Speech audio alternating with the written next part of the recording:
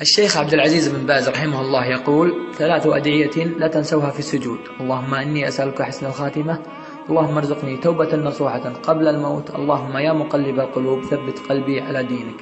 حتى إذا نويت نشر هذا الكلام انوي به خيرا، لعل الله يفرج لك بها كربة من كرب الدنيا والآخرة. وتذكر: افعل الخير مهما استصغرته، فلا تدري أي عمل يدخلك الجنة.